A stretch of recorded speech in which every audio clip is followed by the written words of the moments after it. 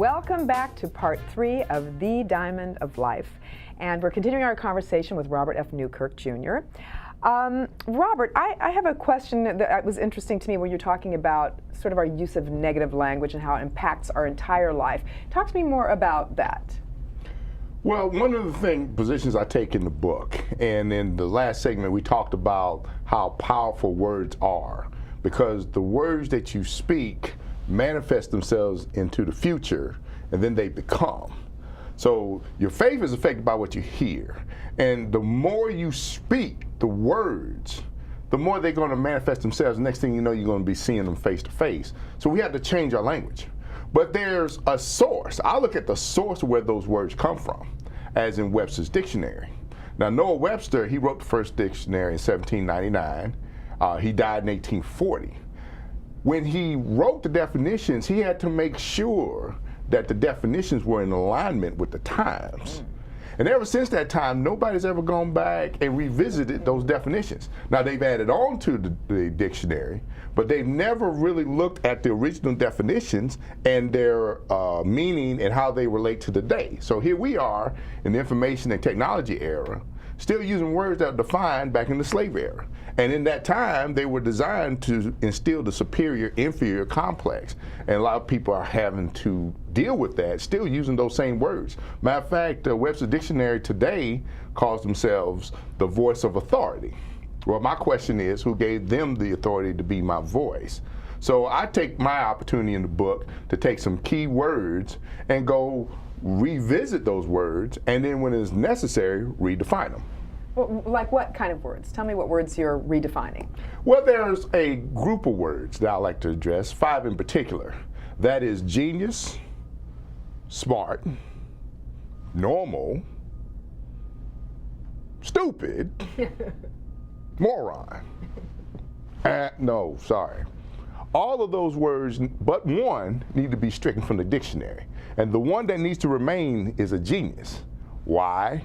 Because everybody is a genius in their own right.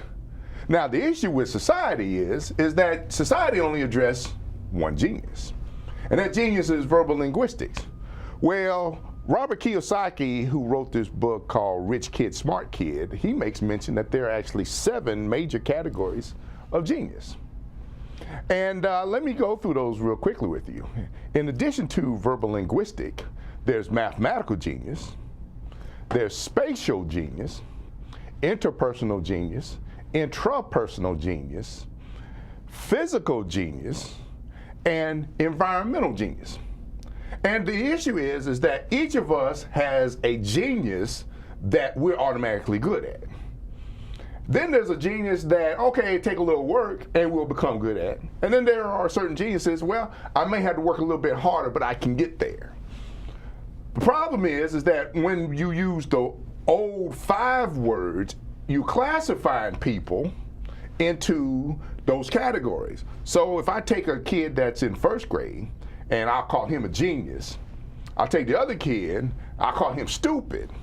They know what those words mean according to Webster's dictionary. Well, the genius, he has to maintain genius status. He can't lose that because that's on the top. I can't afford to go down. So he does everything he can to maintain the genius status. So if there's a problem and he runs into an issue, well, I'm a genius. I'm supposed to be able to figure this out. So I move forward and I work day and night, sometimes unknown to anybody else, to make sure I can solve that problem because I'm a genius. Well, if you take that same problem, you take to the one that you just called stupid. Well, the stupid, he knows what that means. And if he can't get the problem, it's because I'm not supposed to, because I'm stupid. And then he stops. He quits. He doesn't pursue the problem anywhere. He doesn't look to go get help to solve the problem. He doesn't look to find understanding for the problem. He just stops and accepts the fact that he's AK stupid. That's why he had to strike those words from the dictionary. All of those words but genius, because he has the capability to learn. Matter of fact, education comes from the Latin word educere, which means to draw out. You're supposed to draw out the genius in the person, and you're supposed to find a way to do that. And everybody has a way of learning. So if you can find the way that child learns, and make him become a master at learning that way, he'll be able to pick up anything that he wants. And there you have your genius. So it's a limitation of sorts. It's like, oh, that door's always locked, and you don't even try to open the door because you're told it's always locked, right? Well, let's look at it from this standpoint. Let's say I've got a problem, and that problem is a level 5 problem, okay? If I'm going from the mentality that it's a level 1 problem, that's a big problem.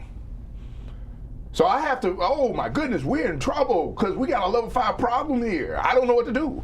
And so the tendency is to freeze because fear is so great that I can't do anything about it. Now, if I come at it from a level 10 mentality and I have a level 5 problem, no problem, because it's another issue. We've dealt with this problem. I'll figure out how to get over this hump. It's just a little minor bump in the road, no problem. We'll take care of it and we keep it moving.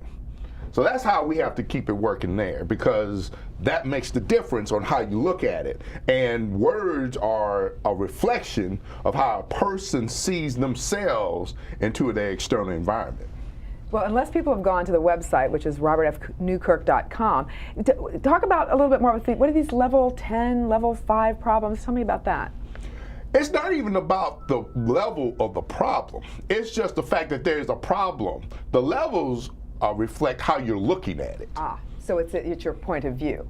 It's exactly the point of view. Level 1 is like, there's no way I can solve this problem. Level 10 is, oh, that's no problem. So anywhere in between, if you're getting above what the level of the problem actually is, you can overcome it. If you're thinking below the level of that problem, oh, it becomes pretty intense and we're not exactly sure how to take care of this problem. I see. So who's this book for? How is this book different than the myriad of other self-help books that are on the shelf? The biggest thing, I think, is that this book contains solutions of if you're trying to become better within yourself. It has the tools to help draw that out and then gives you the metrics that you need to step along the way. In most cases, you'll find that books will say, okay, you're having this problem, well, you need to get here and let's go from here to here. Well, what happens when you finally get there? What's next? How do I know that I'm actually there or if I'm a little short? Where am I in this process to understand where I need to go? And the book itself kind of helps you get there along the way because it helps describe situations. It helps describe the difference between the physical self and the complete self, which includes your spiritual, mental, social, and emotional beings. A lot of us are big into building the physical self. That's why weight rooms and gym memberships are so prominent, is because everybody's looking to get the physique that they're looking for, to look good in the bathing suit when they go to the beach during the summer. But you can't develop the complete self unless you start attending to your spiritual nature, your mental capabilities, your emotional capabilities, and all those put together. Only then can you actually grow. And the book itself tells you how to do that. And you can also get more information at www.robertfnewkirk.com. Well, there's a lot more to talk about, so we're going to eat this elephant one bite at a time, because it sounds like that's what you're talking about. Come back and join us for part 4, and we're going to continue our conversation with Robert F. Newkirk, the author of The Diamond of Life.